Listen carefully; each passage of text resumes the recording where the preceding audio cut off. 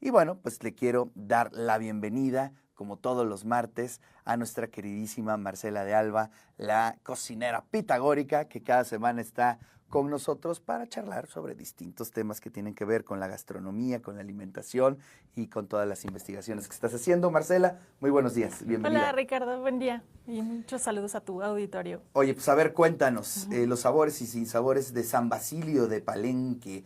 ¿Qué es esto? A ver, cuéntanos. Quiero platicarte hoy de un recetario que tiene mucha historia atrás, que hay que saberla, que no es un recetario en esta ocasión de México, es un recetario colombiano, muy tropical, muy costeño y sureño, y se llama recetario palenquero, porque es por el nombre del lugar, de la población que lo produjo. Entonces aquí el recetario pues es el producto de 2 o 3 momentos importantes históricos de este lugar, y eso es lo que quiero platicar el día de hoy. Esta población San Basilio de Palenque está a 50 kilómetros de Cartagena, y se hizo muy visible gracias a este muy apetecible recetario que ganó un premiazo en 2014, un premio de reconocimiento internacional, y entonces pues todas las miradas voltearon a ver quiénes hicieron ese recetario y por qué se llevaron de corbata a lugares muy reputados por su gastronomía. ¿Qué tiene este lugar que este recetario? ¿Pero fue por su contenido o por la edición el premio? Los dos. Sí, fue por el contenido y también por las condiciones del pueblo, y sobre todo una reivindicación ahí muy importante, muy valiosa, porque es el primer pueblo libre en América Latina que se logró zafar las cadenas de la esclavitud. Es un recetario de una comunidad afrodescendiente, y entonces ellos con una historia que ahora te contaré 2, 3 pinceladitas, lograron hacer este recetario, tuvo esa gran visibilidad, y entonces ya nos enteramos un poco más de esta parte de la lamentable de la historia de nuestro continente. Ok, pues a ver, cuéntanos un poco sobre el lugar, más o menos los contextos históricos, para entender un poco cómo se constituye su gastronomía, ¿no? Pues si bien es el primer pueblo o comunidad libre en América Latina, hasta entrados del siglo XX seguía siendo un pueblo analfabeta, ¿no?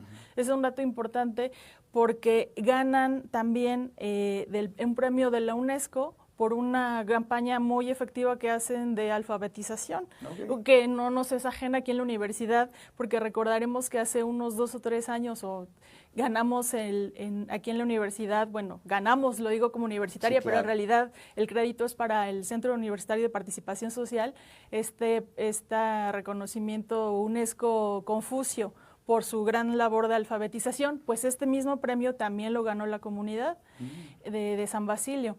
Y pues eso da cuenta de que había una gran necesidad de alfabetización en el lugar, y entonces el recetario es un producto colectivo escrito gracias a los frutos de este proceso de alfabetización. Y entonces las recetas, pues a través de un trabajo, pues sí, etnográfico, de producción también de sus primeras palabras, se tuvo que hacer un material como entre español y su criollo, que también a nivel lingüístico se tiene que rescatar mucho la parte de que en América hubo varias lenguas criollas, pero todas basadas pues en inglés o en francés, no como en Haití. Claro. Y en este caso pues es un criollo que tiene su principal base léxica en el español. Entonces ellos escriben pues con su puño y letra sus primeras palabras de la vida, los adultos de esta comunidad, y lo primero que escriben es el recetario. Claro.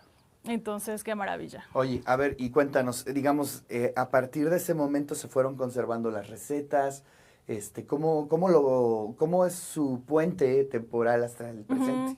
Las recetas ya se transmitían oralmente, como ocurre con muchos conocimientos históricos ancestrales, pero fue gracias al hecho de poderlas escribir que se proyectaron y que podemos ahora conocer de ellos sin estar en una inmediación geográfica, ¿no?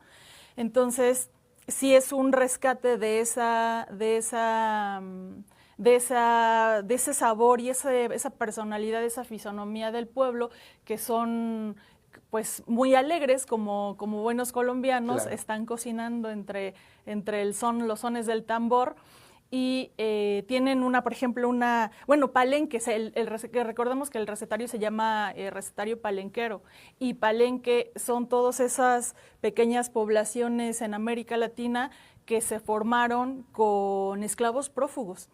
Entonces, pues claro que implicaba siempre un gran liderazgo de alguna persona. En el caso de Palenque, de San Basilio, el libertador a sangre y fuego de este pueblo, pues se llama Bencos.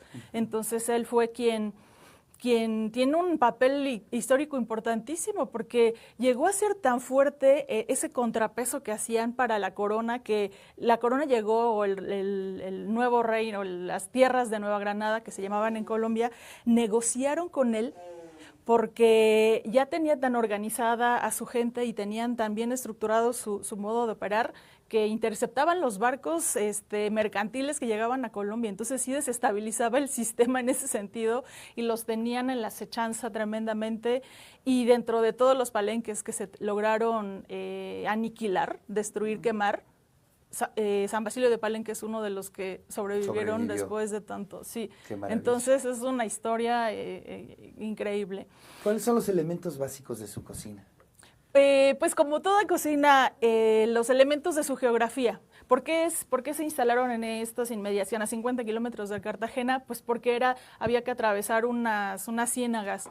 Entonces era un espacio pantanoso, agreste, de no fácil acceso, y eso es lo que lo permitió que se preservara sus condiciones geográficas. Claro. Pero que había pues lo que encontramos en el trópico, mucho coco, muchos tubérculos, la yuca, la papa y otros que no son conocidos, que no se encuentran aquí en México. Sus quelites, por ejemplo, el nombre de esa hierba de sus propios territorios, que crece por todos lados y que obviamente aprovecharon para consumir, es el bledo. Entonces el arroz, claro, el arroz, así como todas las cocinas auténticas tienen un cereal, o originarias tienen un cereal que ha permitido ese consumo calórico y que les da la energía para trabajar. Bueno, en Colombia es el arroz.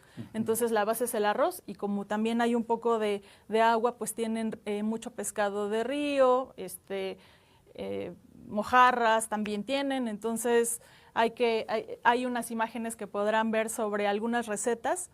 Y pues sí se antojan unas, ¿eh? No sé si tú eres muy antojadizo de temas de mar, de pescado, y eso. Sí, por supuesto, ¿no? Pues chequen por ahí el sancocho de pescado, que se antoja un montón.